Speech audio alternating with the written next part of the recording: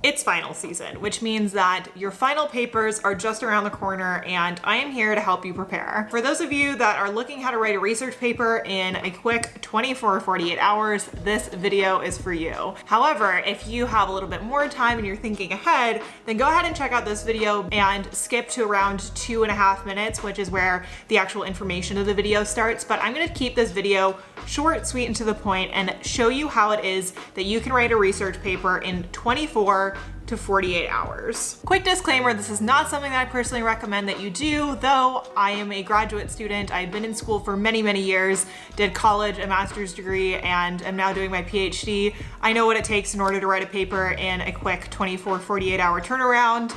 We've all been there, I've done it, my friends have done it, and I'm gonna show you how to do it, but still land that A. Whether you've been reading for this paper the entire term but are just now starting to write, or you're just now ending your cycle of procrastination and need to start from square one, I've got you covered. Now grab a cup of coffee or tea, whatever works for you, and let's get to work. Step number 1 is to assess the prompt and jot down some initial ideas. Let's say for the sake of this paper, your professor said that you could write about anything within the course material. I want you to select a week or a lecture topic you found most interesting and begin to narrow that down in order to make sense of an interesting paper topic. For the purpose of this example, I'm going to say that the week on slavery and the law was the most interesting in my American legal history class.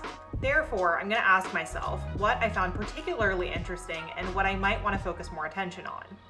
For me, that is enslaved women and the law of slavery. This is a good starting point, and while it will not be the end-all, be-all of your thesis, it will allow you to begin the next step, which is to begin your literature review. To begin, for a standard research paper, I typically recommend around 10 to 15 sources by scholars in your field, and between 1 and 10 primary sources, such as archival documents, pieces of art, data sets, demographic data, or whatever suits your subject.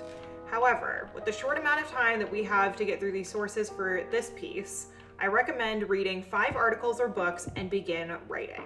You'll likely need to consult other works later on, but this is a good starting point. Now you might be thinking, but wait, how the heck am I meant to read 5 books in less than 24 hours and write a paper? Well, that brings us to step number 3, which is the art of skimming. After you've identified a few sources, perhaps those you read in class, it's time to learn how to skim effectively. To start, you need to work out what it is you're looking for. You've selected your general topic already, so now it's time to come up with some keywords that you can use in order to begin your search. For example, I selected enslaved women and the law of slavery, so my initial keywords are going to be African women plus slave law, freedom suits, reproductive labor, slavery plus women. Also, one other quick comment about search terms is that if you put a term, comma, another term, then it's going to look for things that have either or. But if you say term plus sign, another term, then it'll specifically look for sources, including articles and books that specifically have both of them in the title, especially if you're using your library's online sources and websites such as WorldCat, Archive Grid, or JSTOR.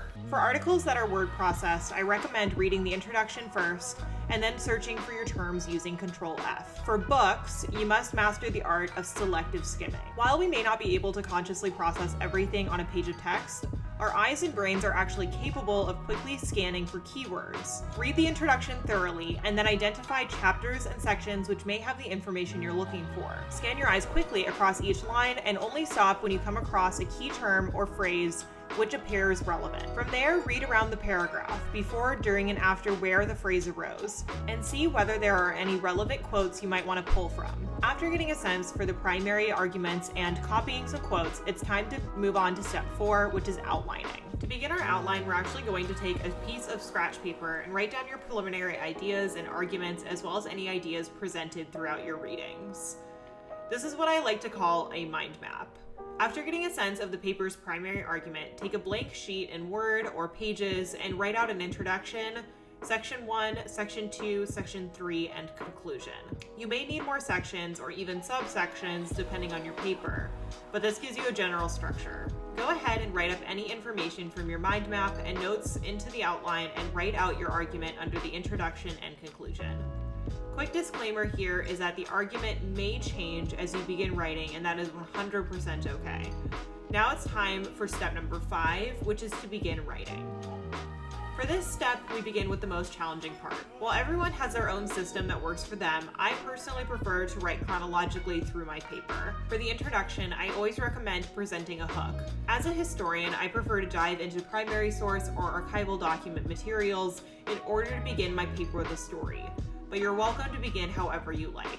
My only suggestion, however, is to have a strong hook which you can then use to connect seamlessly into your primary thesis or argument. For the body paragraphs, consider how each example and discussion ties into your primary thesis. Include topic sentences at the beginning and or the end of each section in order to ensure the reader is following your argument and so that you do not lose sight of the primary goal.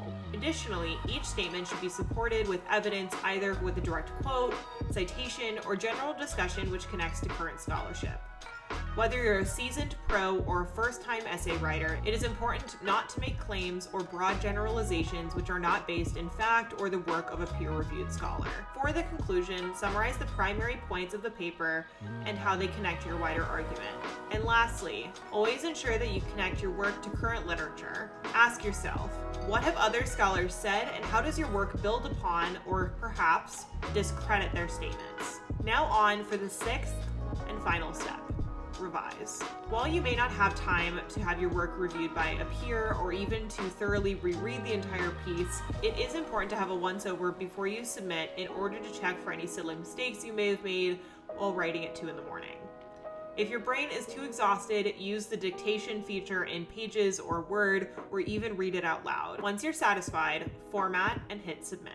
All right, so now you've received all of my best tips. You now know how to write a paper with a solid argument and with evidence within 24 to 48 hours. This is ideally for a paper that is around 10 pages or less, but if you are ambitious, I'm sure you could probably extend this to a longer paper. I don't personally recommend it. Again, the disclaimer in this video is that you should be taking the time to do your research and in order to collect enough evidence to really support your argument. However, if you are crunched for time and this is the last resort and this is what you are left with, then I hope that this video was helpful. Best of luck with your finals. May the odds be ever in your favor, and I will see you all in the next video. Remember to hit that subscribe button and like this one so I know that you guys are watching and you enjoy these types of videos, as well as any recommendations for future videos that might be helpful to you. So, see you in the next one. Bye everyone.